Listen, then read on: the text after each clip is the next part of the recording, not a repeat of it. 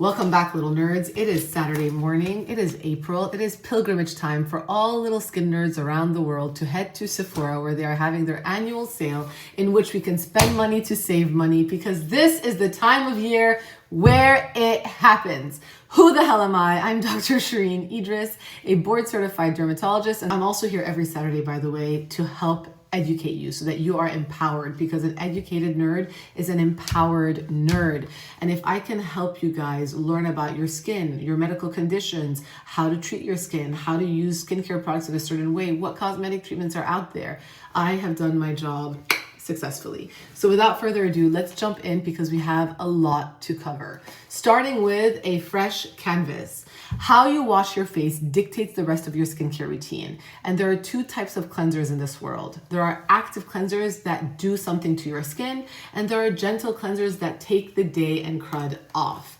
In terms of active cleansers, I really like Kate Somerville's Eradicate. It is a 3% sulfur cleanser for redness, clogged pores, oily skin. It comes in the form of a pink texture clay-like cleanser. You can actually apply it as a mask to certain areas in order to get face time with the product, because there's an active in it and I want your skin to benefit from it before you wash it off. I would use this anywhere from 2 to 3 times a week. Additionally, Sophie Pavitt has a benzoyl peroxide mask, but I use it more like a cleanser. I would recommend keeping that in the shower because benzoyl peroxide can stain your towels, so just stick to white towels. But if you're washing it off in the shower, you'll be fine. If you're prone to acne, have a lot of buildup of bacteria, you can use it on your face, your chest, your back, 2 to 3 times at most a week so you don't overstrip your skin. But if you're looking for a basic gentle cleanser, Dr. Idriss, which is my brand, offers a very nice gentle cleanser called Soft Wash, in which you can open your eyes when you wash your face. I like to apply this to dry skin, and then I use a washcloth to work it through the areas like around the eyes, the nose, etc., to get the nitty-gritty off, and then I splish and I splash. Following cleansers, we have exfoliants and exfoliating acids. We tend to use this at night once the day has been washed off in order to start fresh when the rest of the skincare follows. Paula's Choice has a BHA toner. This is a classic. It's a 2% salicylic acid toner. It is great for oily and acne prone skin. If you are dry or just trying to exfoliate regularly, this one is not for you. If you're oily and acne prone, absolutely check this one out. Sophie Pavitt also has a mandelic clearing serum. Now, mandelic acid is the largest AHA and the most gentle AHA. So this is one you can use slightly more regularly, maybe 4 or 5 times a week, ideally just at night. And especially if you are sensitive, it is very gentle. Speaking of using exfoliating acid several times a week, I offer a flash mask. Dr. Idriss's flash mask is a 15% glycolic acid. So if mandelic acid was the lightest one on the AHA spectrum, glycolic acid is the strongest one on the AHA spectrum, going the deepest and allowing for collagen to regenerate. And the flash mask offers glycolic acid with lactic acid and tranexamic acid in order to help brighten your skin and even out dark spots and any sort of discoloration. Shawnee Darden has a lactic acid serum toner, which is at 9%. And so that one I actually really do like, especially on the bumpies on the back of the arms. Last, Dr. Dennis Gross has alpha beta peel pads. Now these are expensive, individually wrapped, but the reason I like these are because it's perfect for travel. They're easy to pack in your travel bag in these tiny little paquettes, and they're easy to take around where you need them. Do I recommend using these every week? Probably not, because of all the waste. However, I do really like them for travel. Everything has a place and time. When we are speaking of exfoliation, we often think of our face, but we don't really think of our neck, our chest, our under eyes, or our lips. And Dr. Idriss has their lip peel, there being me, myself, and I. This is a glucanolactone and mandelic acid peel that is specifically formulated for the lips. The brand will never say this. You can use it as an under eye peel as well because it is very gentle. Essences, toners, and mists. This is one where I think we can explore and have fun during the sale. SK2 is a very, very expensive brand, but it is one that I have grown to love. In fact, I have their essence right here on my vanity, and this is one that has been around for many, many, many years. And the reason I like this essence is, especially in dry climates, I like to apply it first because it allows the rest of my skincare to have better absorption. It really does quench your skin, and your skin drinks it up, and it does help to refine the skin texture over time. Dr. Jart has their Ceramidin Serum Toner, which is loaded in ceramide and panthenol. It is much cheaper than SK2, but it is also on the thicker side. If you want to be more realistic, I would go with that. Caudalie has their Mist, which is a fan favorite that people use under skincare and even over makeup throughout the day. You smell like you just walked in through a spa. It feels absolutely lovely and breathtaking. Moving on to serums. Serums are traditionally the powerhouse product in which ingredients and actives are at their highest level of concentration. Now, that being said, today there's a lot of serums on the market that are not that, so follow along with me because I'm going to be taking you guys down serums that can make a difference for your skin. Starting with brightening serums. An even skin tone is everything. And you can have all the lines and wrinkles in the world, but as long as your skin tone is even, you are golden because dark spots are the first sign of aging. And so my favorite serum is the Dr. Idriss Hyper Serum, which is loaded in kojic acid, arbutin, licorice root. It even has niacinamide at 5%, diglycosyl gallic acid to help with redness. So if you have acne marks that are red that will turn brown, this will help to minimize them from turning brown, and it will minimize the brown discoloration that you have. Note, as a hack, I use it as an under eye serum as well to help with any darkness there. Number 2, Paula's Choice has their azelaic acid serum. Now, this one is great if you have rosacea, but it's also great if you have discoloration. It is not great though alone. You must use azelaic acid in conjunction with other ingredients, but azelaic acid is a BITCH to formulate, and having it alone is usually how you will find it. It also will may pill. So I would use it at night. This is a 10% azelaic acid serum, and it smells a little bit powdery, but that's normal. If you are looking for anything that is now reducing any sort of redness, that is calming, that is soothing, that's going to minimize the look of red inflamed skin, Dr. Jart has their Cicapair Sensitive Skin Serum that is filled with Centella asiatica and allantoin. It has a light green color, but that green color is not going to really block the color of your redness. It works over time to minimize your redness. Otherwise, Dr. Idriss's Deep Puffer also has ingredients like Centella as well as arnica to help to minimize swelling and the look of redness as well. This is a great product that I use every morning around my eyes to depuff, and I use at night all over my face to minimize redness. And it has a golden hue and a slight smell to it. That is the color and the smell of pure arnica. Now to anti-aging, which is a term that I hate, but the world uses, so we must oblige. This is Double Serum. This one comes in a double chamber. It is a hydric and lipidic system, and it smells heavenly. But what I really love about this is that it's a biphase serum, so when you gotta mix it when you apply it into your hands, and then when you put it on your areas like your neck and your chest, especially the very crepey areas, I'm not gonna put it right now on my face, your skin looks firmer and tauter immediately. It just gives you this instant gratification of filling in the cracks and the crepiness, and your skin looks firmer. So I absolutely love this for that. And the smell is just perfection. I don't know who came up with that smell, but it smells absolutely perfect.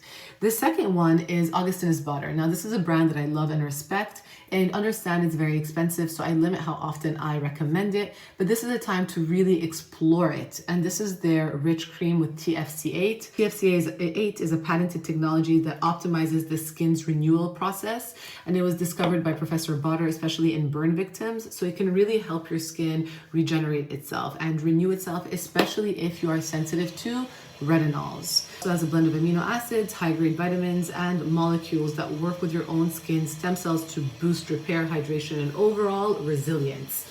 Now we move on to retinols. Retinols now are the tried and true when it comes to anti-aging, but not everyone can tolerate them.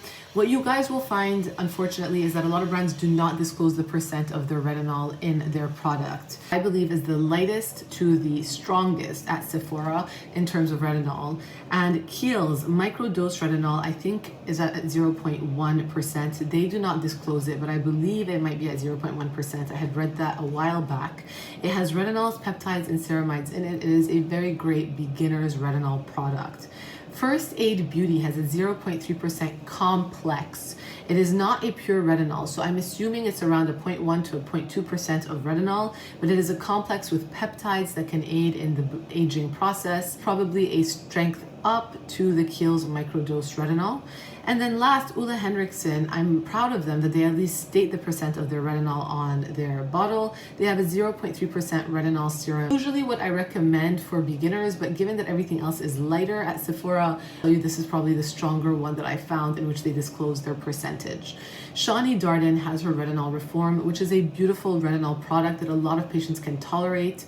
She doesn't disclose the percent of retinol, but patients swear that it is stronger than 0.3%. Dr. Dennis Gross and Murad also have retinol serums as well, as does Dermatologist.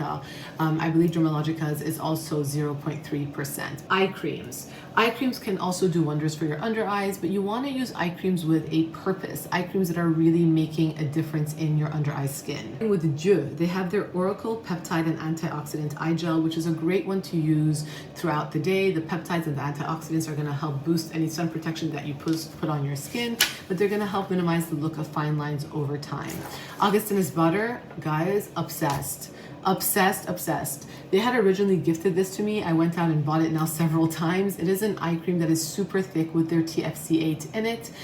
Your skin just hugs, it hugs your skin and creates a cocoon around your eyes. It is slightly thicker and therefore you have to work it into your skin, but it just gives your skin that lasting hydration that you're looking for. Obsessed. And then Serum Fridays has their Jet Lag Eye Serum, which they don't really promote as containing retinol, but it contains retinol in it. So I would use this one at night. Again, when you have eye creams with retinol, you want something that is lightly formulated because it's about consistency over intensity. You don't want to go too strong and burn your skin off. And then Murad has a retinol eye cream with encapsulated retinol. It might be a little bit strong for very sensitive people, but if you've been using a retinol around your eyes now and you want to take it a step up, it's with Murad's retinol. Moving on to moisturizers. Moisturizers are everywhere, so let's jump in. Paula's Choice has her Pro Collagen Peptide Cream, which is loaded in peptide. Again, if you can't tolerate retinol, use this on your face to help promote your collagen production. It is a lightweight, cushiony gel that breaks easily, so it's not gonna overwhelm your skin. But one that is going to hug your skin and hug it nicely is Kiehl's Ultra Facial Cream. It is extremely hydrating and I absolutely love it, but if you're looking for a step up for a really thick, rich occlusive, their squalane mask is even thicker. It is great for face basting, feels more oily, it is really ointmenty and thick, but it's really going to help repair any sort of barrier damage. First Aid Beauty has their Ultra Repair Rescue Skin Barrier Balm, which is rich in dimethicone, and it's going to help to protect your skin as well as repair any broken skin barrier. And then this is one that I love for fun that I always take with me on long haul flights, Clarence's Cryo Flash Mask. This cream feels like you just had a cooling facial on your face. It reduces your skin temperature by 7 degrees. It is great if you are perimenopausal or menopausal, even use it on your neck to cool down, but your skin has a beautiful cooling sensation, not just due to mint, but it also gives you a very dewy finish. So when you come off of that 14-hour flight, you look as fresh as anything. Dr. Idriss's Major Fade Active Seal is a lightweight gel moisturizer that has vitamin C in it, form of vitamin C that you can now use twice a day with a retinol or after exfoliating. I absolutely love this. I have been using it now for 3 years. And in Beauty Project, this one went viral last year, their Extreme Cream, which is usually for the neck. It helps with elasticity. It has 7% lifting peptides as well as ceramides. Don't be fooled. Is your face going to be lifted like this? No, but is it going to give a nice tightening effect? Absolutely. I have tried it. In fact, it's right here. It works very, very, very nicely. Now, in terms of sunscreen, my favorite category of all, we have chemical sunscreens, which are not bad for you. Please, enough with the bullshit, enough with the myths surrounding chemical sunscreens, and mineral sunscreens. Isden has their Erifotona actinica, which is a zinc oxide sunscreen, is loaded with DNA repairosome. So not only is it going to protect from future sun damage, it is going to also help to reverse the sun damage that you already have. Tatcha has their silk sunscreen at SPF 40. It is one shade. I've had patients who are of Indian background tell me that it works nicely for them. They were a little bit on the darker end of the spectrum, like a skin type 4. Iris and Romeo has their zinc oxide SPF 50 with a vitamin C in it, and it comes in 4 different shades. In Beauty Project has their mineral glow screen that gives you a nice glowy dewy effect. Comes in 3 different shades. And then Supergoop recently launched their Protect Tint, which is SPF 50 zinc with 14 different shades. Chemical sunscreens, I absolutely love Ultraviolet. It is an Australian brand. They just launched in the US with American versions of formulations, but I bought this one in Canada. And if you're watching in Canada, you guys get the Australian version. Kiehl's also has their Better Screen, which is an SPF 50 serum, extremely lightweight with peptides, very easy to use, body care. Nécessaire has their body peel that I really like after the shower to keep you nice and smooth. Listonous Butter body cream that is like spackle. It is like spackle. It comes in a tub and you just feel so luxe in their body cream. Makeup, I recently have gotten into makeup as of last October when I took my first makeup lesson. This guy is technically makeup. It is SPF 25. It is their skin illuminator. Look for the word illuminate. It has a little pearlescent to it that gives a little nice reflective glow. So much makeup in this bag now because I don't know what the hell happened to me.